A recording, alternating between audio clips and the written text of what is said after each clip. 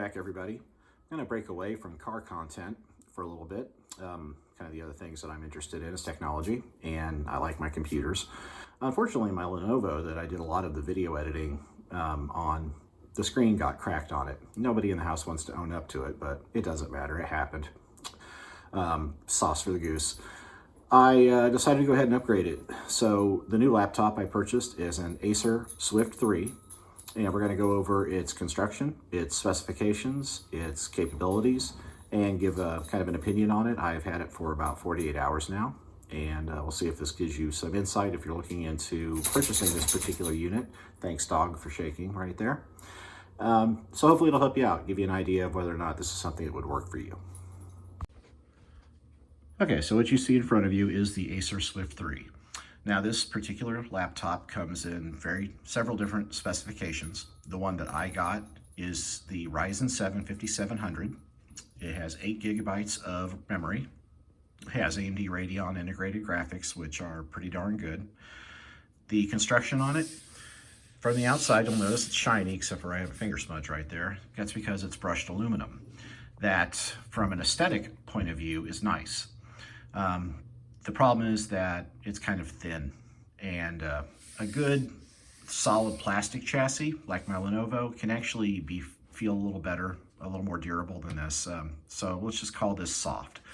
But it is aluminum and it looks good.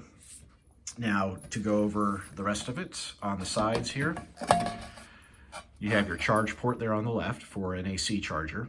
You do have a USB-C port, and this can be charged through USB-C, so you actually have 2 different charging options on it. You have an HDMI port and a USB 3.2 slot there. Nothing on the back, but you will notice, if I show you the very back of it, it has a full-length hinge for the monitor, which is nice. The monitor hinge point on it feels pretty darn stable.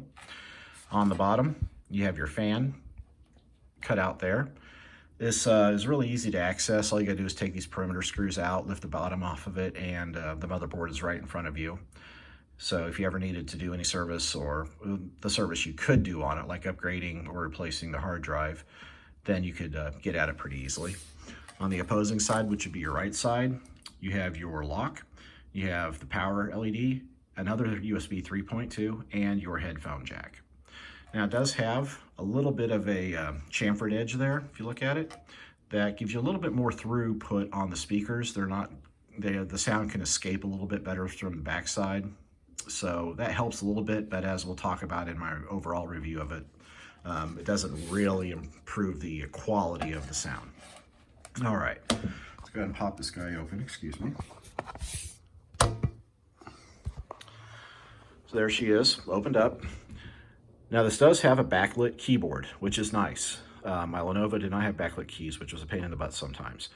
But it has a nice, they're not clicky keys, but they give a pretty good tactile response when you press them, so they're not super mushy. They're kind of a nice little balance between the click keys, which I actually like on my computer, and what you normally get on a laptop. The screen, which just turned off on me, is 14 inches. Now, this is not an edge-to-edge display. As you can see, it does have a bezel. However, it does have a very thin bezel, so most of the panel is available as viewing real estate. So that's pretty nice. Here you have the requisite stickers. As I mentioned, this is the Ryzen 7 5700U processor. It is an octa-core, which is 8 cores, and then in Ryzen parlance, it's actually 16 threads. It does have the Radeon graphics built into it. Here's the advertisement sticker you always get, 14-inch IPS display, battery life.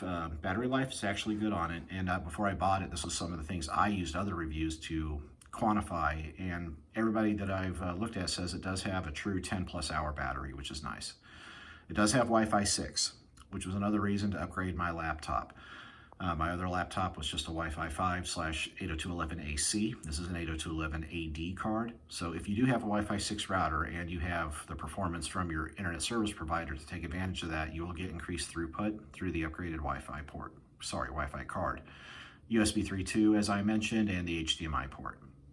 Now, the other part of the keyboard would be the touchpad. And it has a nice wide touchpad. I don't find myself, or have yet to find myself, having to pick my finger up and relocate it. So you can get all the throw you need to move your cursor just kind of in one swipe. But going back to kind of the soft slickiness of this aluminum, it transfers over into the keypad as well. I personally like a little bit of resistance in my keypad, a little bit of, I don't want to say give, but feedback from it. But this one here is like an ice rink, and your finger just literally slides right over it. That's taken me a little bit to get used to, but that's a personal preference. Maybe yours is different. Clicky response, left, right is good. The trackpad overall has been very usable.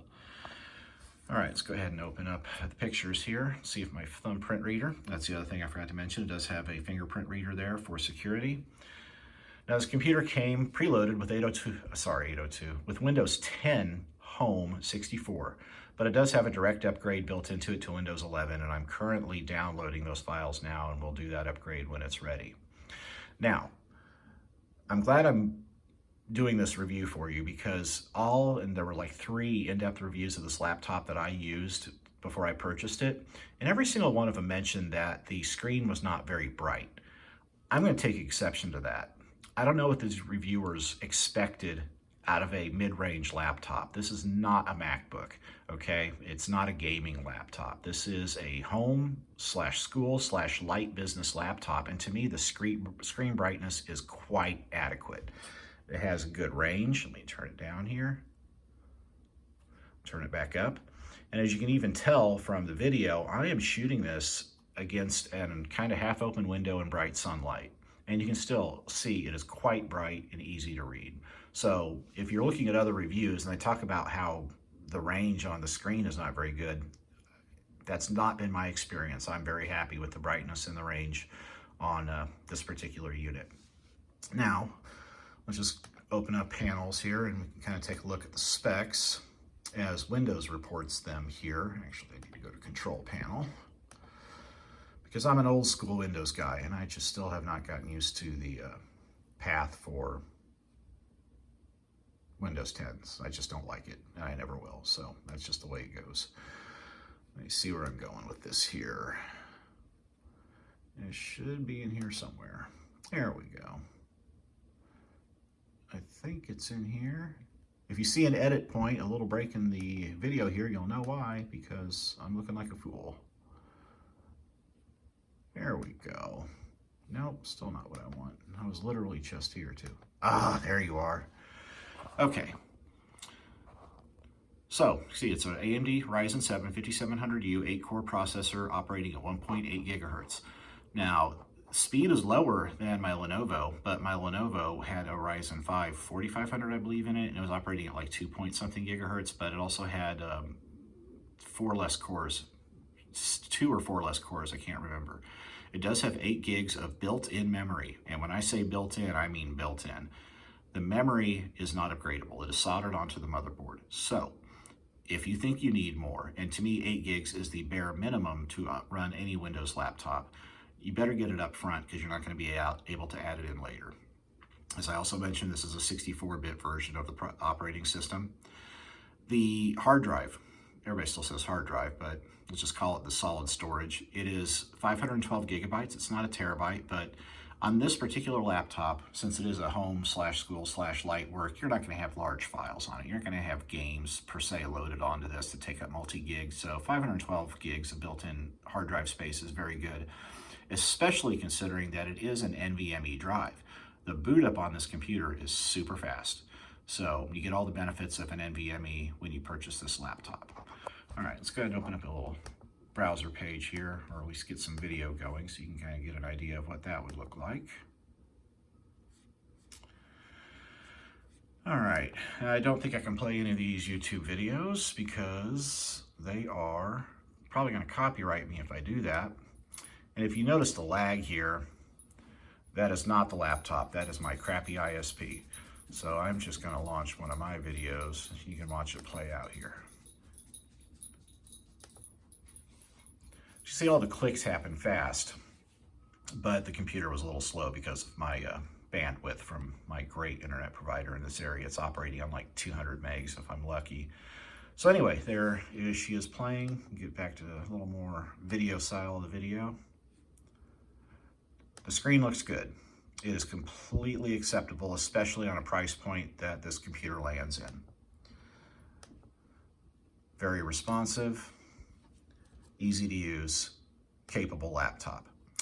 So, as I mentioned, I've had this thing for about 48 hours, and I can say that there's only really 2 drawbacks to it. And everybody uses the word drawback or knocks, and they're really not. They're just what this laptop is at this price point.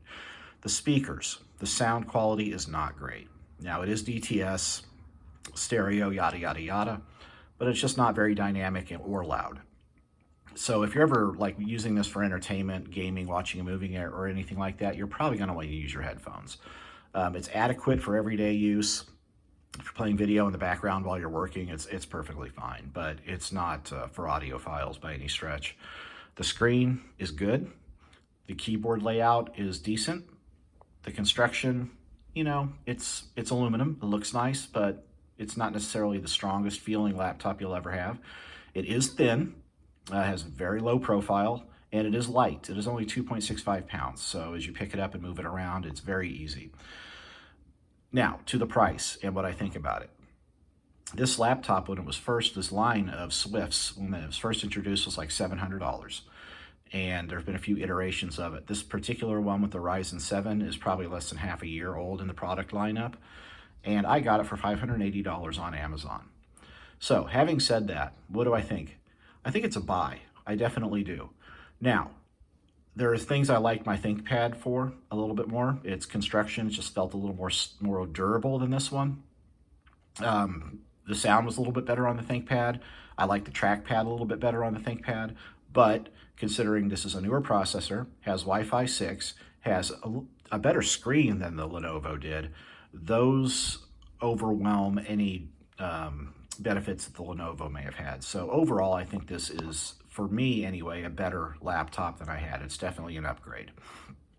So my recommendation overall on this is that, yeah, if you're looking at this particular one, just know going into it that it's not necessarily for gaming and that the sound dynamics aren't great, but it has a very fast processor. It has Wi-Fi 6. It has a perfectly usable, colorful screen. So for everyday use, it's definitely going to be a good laptop for you. Overall, I'm satisfied. Now I am going to process this video on it instead of my desktop because the desktop's packed away, we're moving. My Lenovo did a pretty good job processing video with the Ryzen processor, so I'm expecting this one to be even better. I was actually very pleased at the way these Ryzens in the mobile configuration actually do for video compiling, compression, and all that. So I'm expecting good things out of this one. I use Filmora 9 for my content creation, and I'll probably at the end of this video just kind of put up a little video of it when it's doing its rendering of it so you can see it in process, but I expect it to be pretty quick, quote unquote, for a laptop. So thanks for watching. I hope this video was useful for you, and if you're considering this Acer Swift 3 in this spec with the Ryzen 7 5700U, go for it. At the price, you're not going to be disappointed. Thanks for watching, and I will see you next time.